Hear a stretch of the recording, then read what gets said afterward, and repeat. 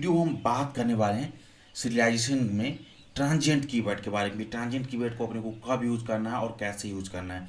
मान लीजिए आप किसी ऑब्जेक्ट को सीरियलाइज कर रहे हैं और उसमें चाहते हैं कि एक पर्टिकुलर वेरिएबल की वैल्यू जो है सीरियलाइजेशन के प्रोसेस में पार्टिसिपेट ना करे। इट मीन्स कि उस पर्टिकुलर वैल्यू की जो वेरिएबल की जो भी वैल्यू उसको हम सेव करना नहीं चाहते, सीरियलाइजेशन उसका डिफ़ॉल्ट वैल्यू को सेव कर देना चाहते हैं, तो उस समय हम ट्रांजिएंट मॉडिफायर को यूज करेंगे। और जो ट्रांजिएंट मॉडिफायर है वो केवल एप्लीकेबल होता है वेरिएबल लेवल पे, ना कि आप क्लास लेवल पे यहाँ डिक्लेयर कर सकते हैं, ना ही मेथड लेवल पे यहाँ पर डिक्लेयर कर सकते हैं। ओके, तो सपोज कि अभी के लिए मैंने यहाँ पर सिंपली दो वेरिएबल ले लिया है, A equal to 10 comma B equal to 20। ये दो हमने वेरिएबल को डिक्लेयर कर दिया। इन दोनों वेरिएबल को हम सीरियलाइज यहाँ पर करेंगे। ओके, और सबसे पहले देखते हैं सीरियलाइजेशन का यही ओवरऑल मीनिंग होता है। ओके, आई मीन ट्रांजिएंट का कि क्या होता है कि नॉट टू सीरियलाइज, कि किसी भी पर्टिकुलर वेरिएबल को हम चाहते हैं कि सीरियलाइज ना हो, तो उसमें उस पर्टिकुलर को हम ट्रांजिएंट डिक्लेयर कर देंगे। जैसे कि यहाँ पर देखिए मैं ट्रांजिएंट उसको इस पर्टिकुलर वेरिएबल को डिक्लेयर कर दिया। इन दोनों वेरिएबल को हमने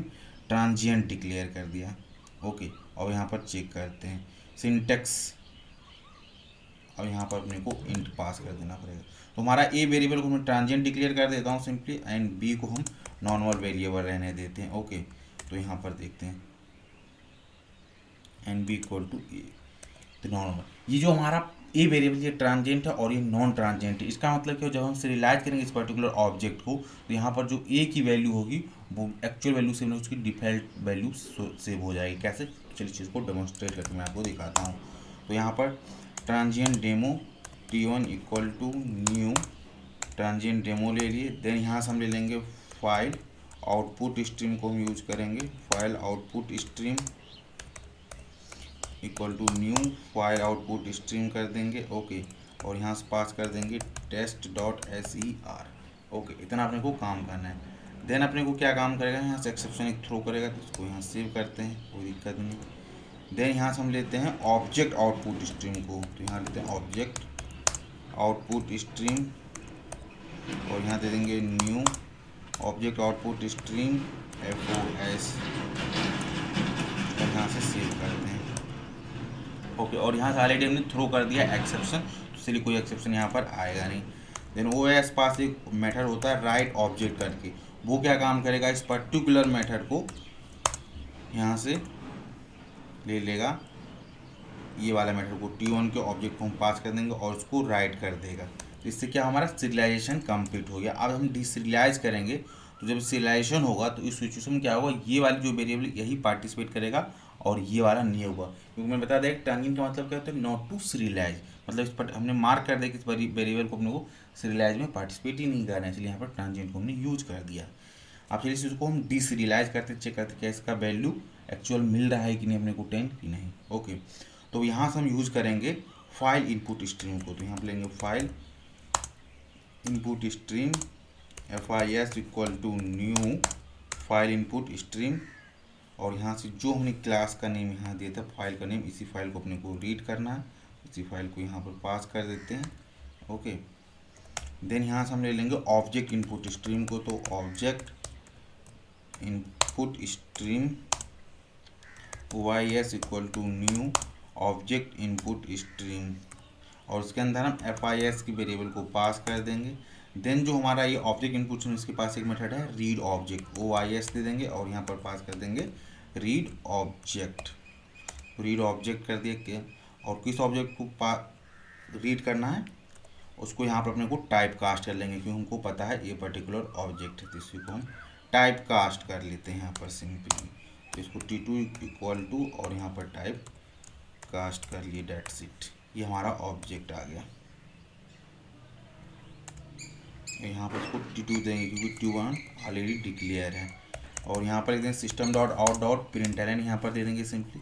देन इसके बाद हम यहाँ पर यूज करेंगे T2 डॉट A और यहाँ पर स्पेस दे देंगे। देन यहाँ पर अगेन हम कर देंगे T2 डॉट B को हम यूज करेंगे। अब देखते हैं कि A और B की वैल्यू को अपने को क्या मिल रहा है नहीं मिल रहा है, इसको प्रॉपर चीज़ों को हम एनालाइज करेंगे। ओके, तो यहाँ से राइट क्लिक करते हैं, रन एज प्रोग्राम पर हिट करते हैं और वेट करते हैं हमारा एक्चुअल आउटपुट क्या मिलता है अपने को।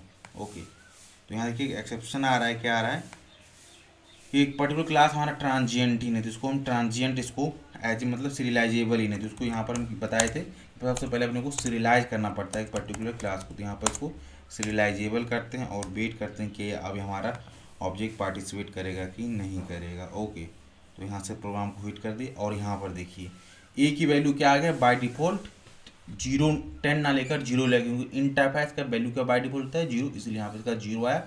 बाकी बी का वैल्यू हमें एक्चुअल वैल्यू मिल गया। तो इसलिए हमने बोला था कि जब किसी भी हम की वेरिएबल पे एज ए ट्रांजिएंट मार्क करते हैं नॉट टू सीरियलाइज होता है। इट मीन्स क्या हो कि इसको मार्क के इसको सीरियलाइज में पार्टिसिपेट करना नहीं, इसलिए ए की वैल्यू यहाँ पर 0 हो गया और जब बी की देखिए वैल्यू 20 अपने को मिल रहा है। अब हम बात करेंगे with respect to final and static variable में कैसे बिहेव करेगा इसके बारे में बात करने वाले। विद रिस्पेक्ट टू अगर हम किसी वेरिएबल को एज ए फाइनल और ट्रांजिएंट मार्क करेंगे तो वो कैसा बिहेव करेगा। जब भी किसी भी वेरिएबल को एज अ फाइनल मार्क करेगा इट मीन्स क्या होगा कि वो कंपाइल टाइम में उसको वैल्यू असाइन हो जाएगा। तो उसके आप किसी भी वैल्यू को एज ए फाइनल मार्क कर दें उसको ट्रांजिएंट मार्क करें, इसका मतलब क्या हुआ कि वो उसका एडिटिव जो वैल्यू वही मिलेगा, वो वैल्यू सीरियलाइजेशन में पार्टिसिपेट करेगा ही करेगा। जैसे आप देखिए यहाँ पर हमने ट्रांजिएंट फाइनल इंट कर दिया तो इसका वैल्यू अब 10 आएगा ना कि 0 के बजाय। तो अगेन हम यूज करते हैं और रन एज ए प्रोग्राम पर हिट करते हैं और वेट करते हैं कि यहाँ पर 10 और 20 आ गया वैल्यू। तो इससे निष्कर्ष क्या निकला कि जब भी किसी आप वेरिएबल को एज ए फाइनल मार्क करते हैं उस पर अगर आप ट्रांजिएंट अप्लाई करते हो नहीं करते हैं तब भी वो पार्टिसिपेट करेगा ही सीरियलाइजेशन में करेगा। तो इसलिए कोई variable as a final mark है तो वहाँ पर ट्रांजिएंट कीवर्ड यूज़ करिए ना करिए वो तब भी एडिटिव सेम बिहेव करेगा, वहाँ पर ट्रांजिएंट का कोई इफेक्ट नहीं होगा। सेम इसी तरह से अगर कोई वेरिएबल एज ए स्टैटिक अगर फाइनल है तो सिचुएशन में भी हमारा जो ट्रांजिएंट वो मतलब एडिटिव पार्टिसिपेट करेगा सेम एज लाइक यहाँ पर जो ये था इसी तरीके से। ओके, ट्रांजिएंट भी तो यहाँ पर कि बी का वैल्यू भी जब जो होगा 20 ही यहाँ पर आएगा आफ्टर डिसीरियलाइजेशन।